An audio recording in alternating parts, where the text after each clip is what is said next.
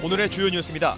군산시의회가 지난 4월 부동산 투기 근절과 청렴한 공직사회 만들기에 앞장서겠다며 경찰의 전수조사에 적극 협조하겠다고 밝혔습니다.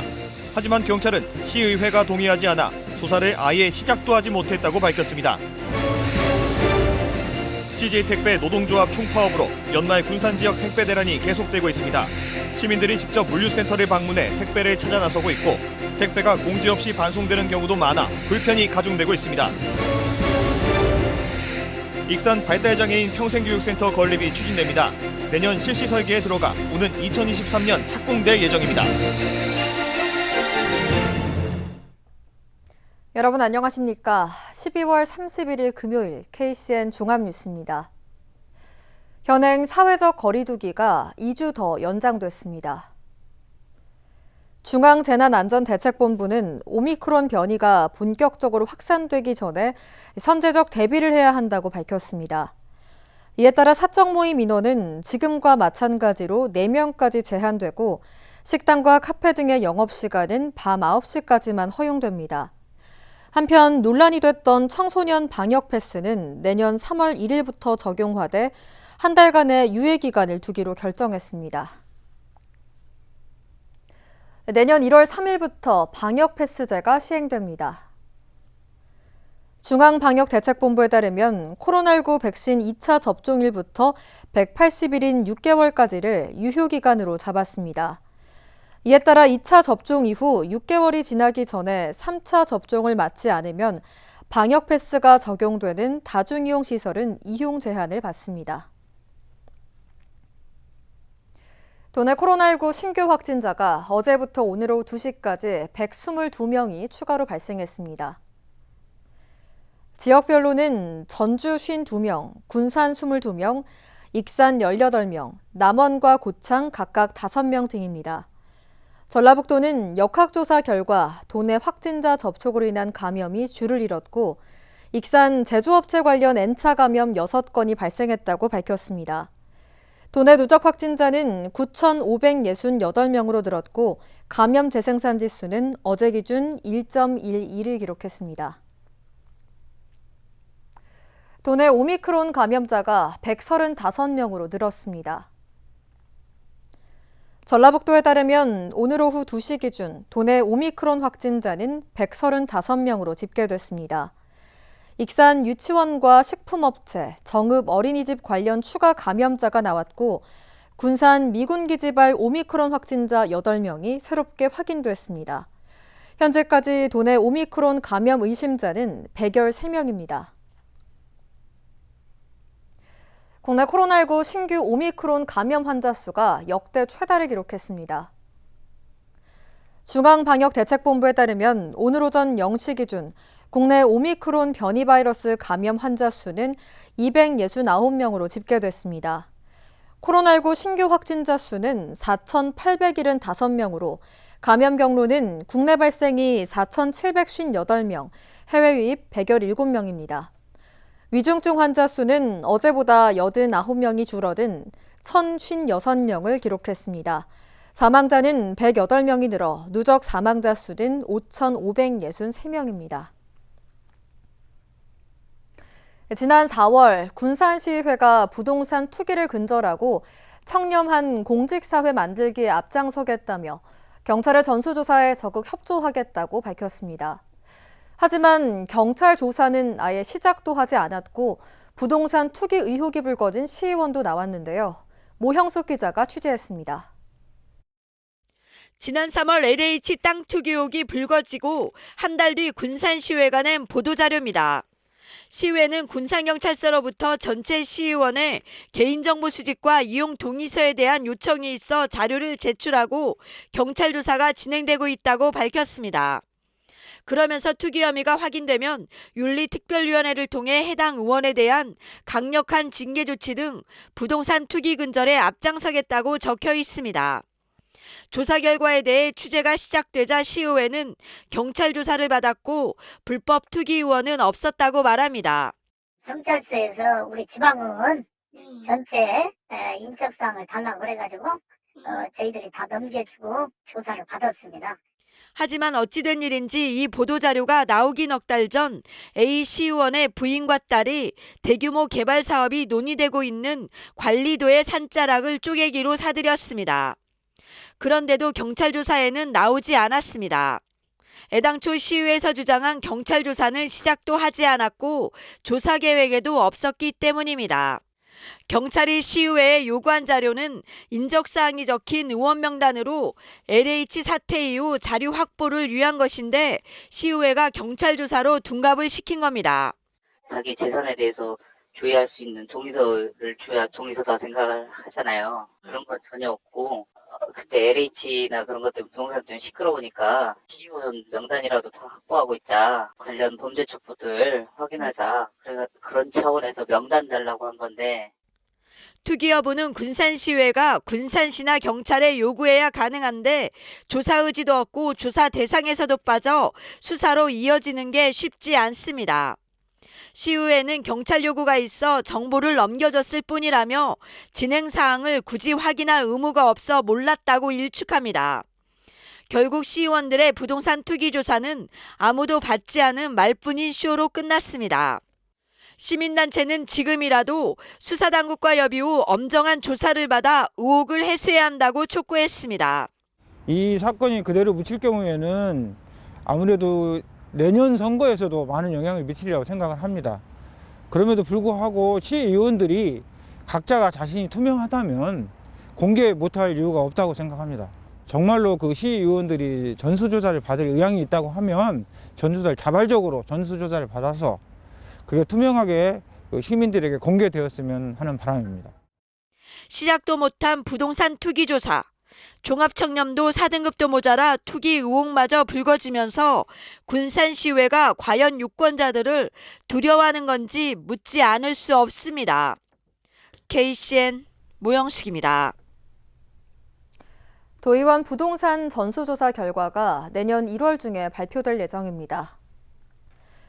도의회 사무처는 도의원 부동산 전수조사 결과가 나왔지만 윤리특위를 거쳐야 한다는 의견이 나왔다고 설명했습니다.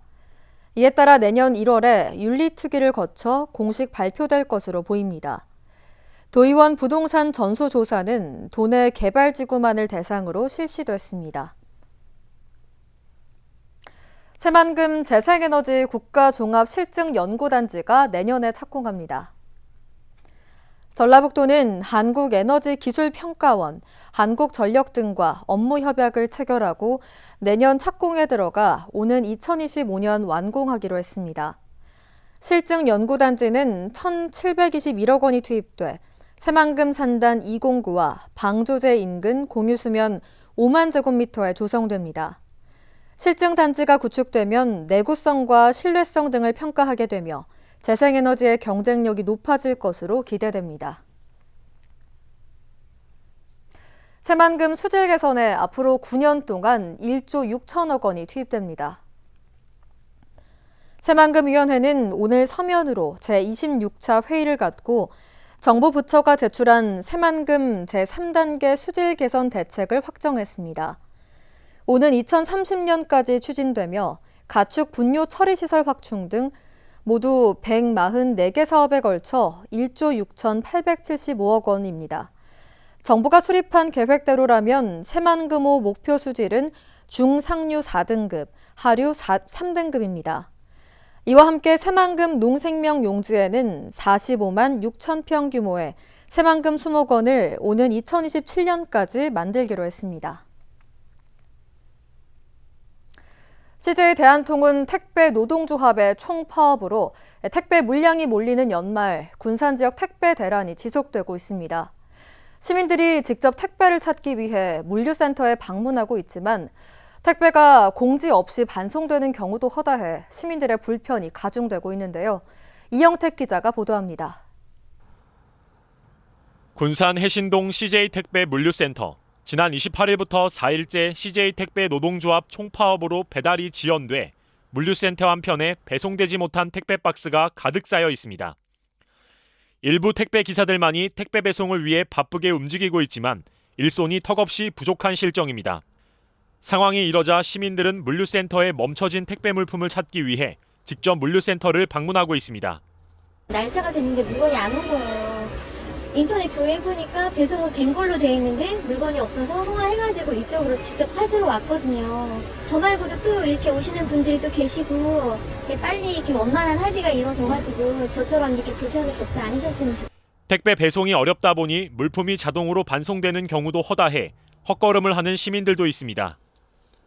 아니 우리는 물건을 지금 기다리고 있는데 안 오니까 내가 약간 온 거 아니에요. 근데 파업에서 배달이 안 된다고 한 대전으로 보냈다며. 화 나요 안 나요? 또 우리들한테 연락을 해야지 와서 가져가라고 하든지. 도내에서는 군산시가 택배 대란이 심각한데요. CJ 대한통운 택배노조 군산지회 노조원 40명 중 38명이 파업에 참여해 전주 16명, 정읍 5명 등에 비해 참여율이 가장 높기 때문입니다. CJ 대한통운 택배노조 군산지회는 물류센터 앞에서 천막농성을 이어가며 요구사항이 관철되기까지 무기한 파업을 예고했습니다.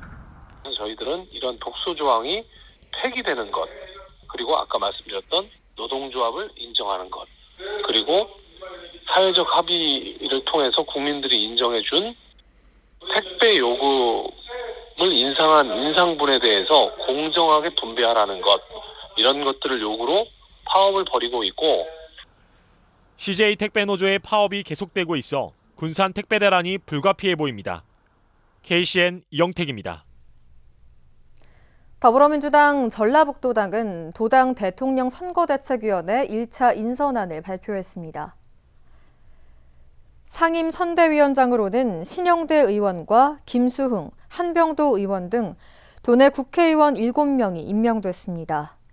외부 상임 선대위원장으로는 권기봉 한국노총 전북지역본부 의장과 선기현 전 한국예술인총연합회 전북도지부 회장, 방용승 전북 결의하나 공동대표를 선임했습니다. 도당은 1차 인선에 이어 지속적으로 인재 발굴을 확충하고 다양한 계층의 목소리를 들어 대안과 정책을 제시하기로 했습니다. 지난달 도내 인구 320명이 다른 시도로 빠져나간 것으로 나타났습니다. 통계청에 따르면 전북은 지난 11월 18,900여 명이 전입하고 19,200여 명이 전출해 한 달 동안 320명이 유출된 것으로 조사됐습니다. 지난해 같은 기간 150명이 유출된 것과 비교하면 2배 넘게 늘었습니다. 지난달 전국 시도 간 이동자 수는 56만 7천 명으로 1년 전 같은 기간보다 7.1%, 4만 4천 명이 줄었습니다. 군산시가 내년 1월 3일자로 국장급과 행정지원과장 전보 인사를 단행했습니다. 장영재 교육지원과장은 복지환경국장으로, 최왕균 문화예술과장은 농업기술센터 소장에, 이종혁 소상공인지원과장은 수도사업소장 직무대리를 맡게 됐습니다. 또 최행석 농업기술센터 소장과 김봉곤 수도사업소 소장은 각각 경제항만혁신국장과 문화관광국장으로 자리를 옮깁니다. 김창환 복지환경국장은 시설관리사업소 소장으로 자리를 바꿉니다. 서광순 시설관리사업소 소장은 교육이 파견되고 명예퇴직 신청한 김영란 행정지원과장의 후임에는 박종길 자원순환과장이 전보됐습니다. 익산시가 오늘 승진 인사를 단행했습니다. 서기관 승진자는 김환수 기획예산과장과 김형순 일자리정책과장입니다. 또 사무관 승진자는 7명으로 강금진, 배창경, 박남섭, 김호상, 방혜경, 박철순, 최영철 등 7명입니다. 한편 전보 인사는 조만간 이뤄질 예정입니다. 익산시의 복지 인프라 확충에 청신호가 켜졌습니다. 대표 사업 중 하나인 발달장애인 평생교육센터가 건립되는데요. 윤현석 기자의 보도입니다. 익산 발달장애인 평생교육센터가 건립됩니다. 익산시 인구의 약 1%에 해당하는 2,400여 명의 발달장애인을 위해 필요한 시설입니다. 전체 사업비 80억 원 가운데 실시설계 용역비 3억 원이 반영됐습니다. 시는 실시설계 용역을 실시한 뒤 오는 2023년 평생학습센터를 준공할 계획입니다. 평생학습센터는 삼성동 일원에 지상 4층 규모의 건물을 짓고 강의실과 도서관, 직업능력개발신 등 시설을 갖출 예정입니다. 저희가 당초 익산시 발달장애인 평생교육센터 건립에 대해서 주민 의견이나 지역 주민이나 발달장애인 부모님들께서 많이 그동안 요구를 해주셨거든요. 국회의원과 도의원님들과 또 익산시가 같이 합심해서 익산시 발달장애인 평생교육센터를 건립하자라는 의지를 모으고 추진을 해볼 것을. 그동안 발달장애인의 경우 고등학교 졸업 후 교육을 받을 수 있는 시설이 없어 이른바 교육단절 현상이 발생했습니다. 이를 해결하기 위해서는 주간보호센터에서 교육을 받거나 군산 평생학습센터까지 가야만 했습니다. 하지만 익산 평생학습센터 건립 추진으로 교육단절 문제가 해소될 전망. 발달장애인 자녀를 둔 학부모들은 평생학습센터 건립 현실화에 기대의 목소리를 냈습니다. 평생교육이 누구보다도 필요한 분들이 발달장애인인데 평생교육을 받을 수 없는 환경에서 이런 발달장애인들을 위해서 평생학습관이 생긴다는 것은 너무나 잘된 일이고 우리 장애인 가족분들이나 발달장애인들이 정말로 환영하는 일입니다. 너무 감사드리는 상황입니다. 평생교육시설 확충으로 발달장애인들의 교육단절을 해소할 수 있다는 기대가 커지고 있습니다. KCN 윤현석입니다. 전라북도가 코로나19 전담 병상을 1,409개까지 확보할 계획입니다. 전라북도는 현재 확보된 전담 병상은 988개라고 밝혔습니다. 나머지 추가 병상 확보는 내년 1월 말까지 완료할 계획입니다. 또 현행 거리두기 방침이 앞으로 2주간 연장됨에 따라 방역 지원 인력을 추가로 보충할 방침입니다. 익산 시민 10명 중 4명은 코로나19 백신 접종을 마친 것으로 나타났습니다. 익산시에 따르면 3차 접종을 마친 시민은 11만 6,653명으로 전체 인구 대비 41.6%입니다. 이는 전국 평균인 33.4%보다 높은 겁니다. 특히 60세 이상의 3차 접종률은 87.5%에 이릅니다. 신영대 국회의원이 군산의료원 노사협상 재개를 촉구하고 나섰습니다. 신영대 국회의원은 오늘 성명을 내고 파업을 진행하고 있는 군산의료원 노조의 절박한 심정을 공감한다며 의료진에 대한 보상은 충분히 보장돼야 한다고 밝혔습니다. 다만 코로나19 병상을 축소하거나 병원을 찾았다가 발길을 돌리는 시민의 어려움도 더 이상 외면할 수는 없다고 설명했습니다. 그러면서 노사협상 재개를 위해 전라북도가 적극 중재에 나서고 노사 모두 적극적으로 협상에 임해줄 것을 제시했습니다.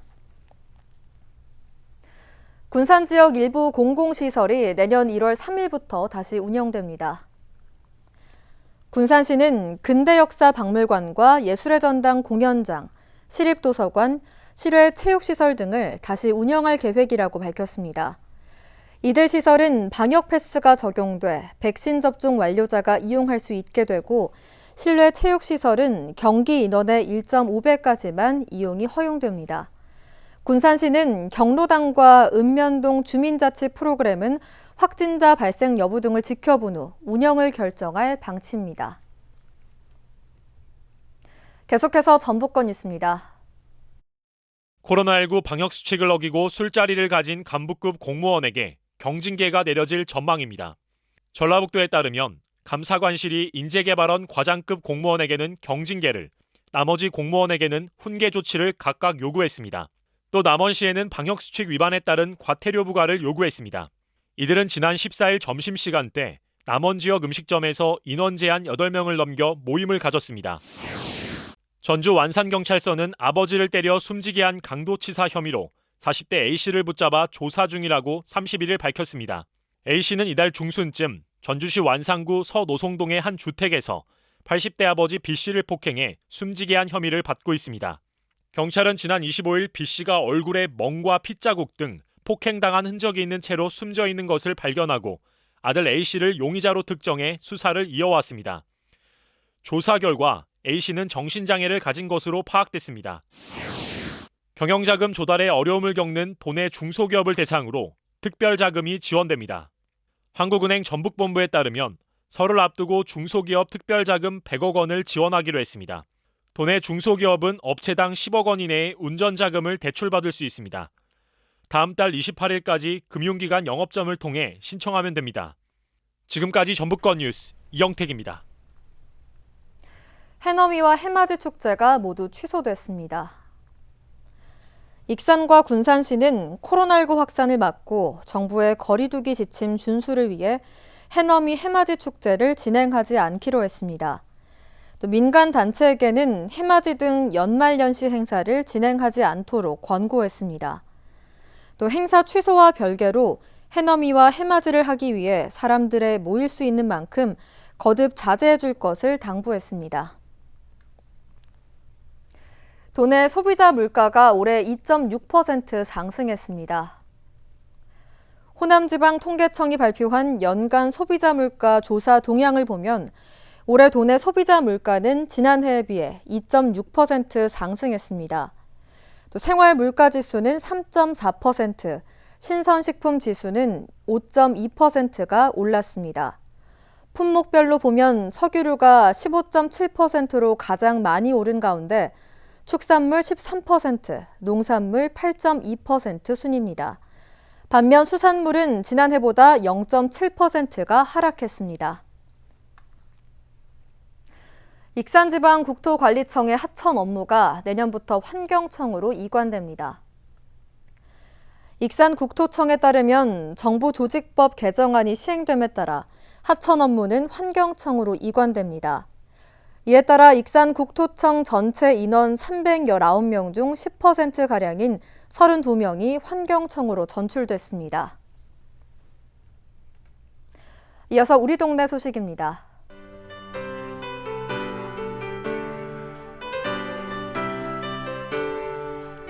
익산 에이스 태권도 지도진과 어린이들이 어양동 행정복지센터를 찾아 어려운 이웃에게 전달해달라며 라면 1,000개와 마스크 2,000장을 기탁했습니다.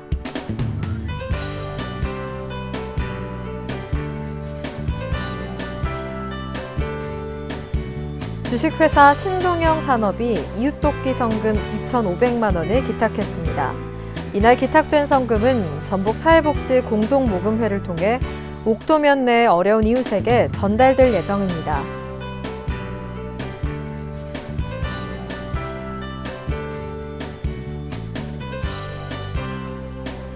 군산 나포 길벗 공동체가 바자회를 통해 얻은 수익금으로 관내 거주 중인 홀몸 어르신 가구에 80만 원 상당의 생필품을 기탁했습니다.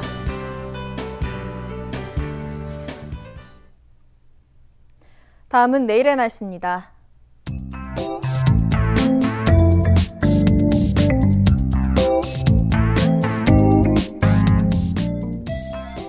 내일 우리 지역은 대체로 맑은 날씨를 보이겠습니다.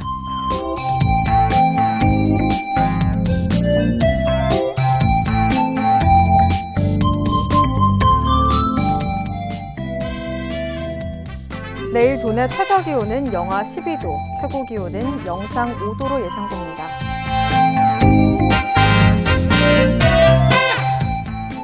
군산의 아침 기온은 영하 7도에서 출발해 낮에는 2도까지 기온이 오르겠습니다.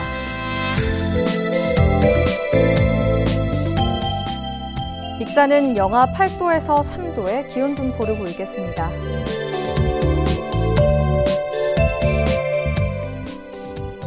바다의 물결은 서해남부 모든 바다에서 0.5m에서 2m로 일겠습니다. 날씨였습니다. 2021년의 마지막 날 KCN 종합뉴스를 마칩니다. 참 다사다난했던 한 해 마무리 잘 하시기 바랍니다. 올 한 해 함께해 주신 시청자 여러분 고맙습니다.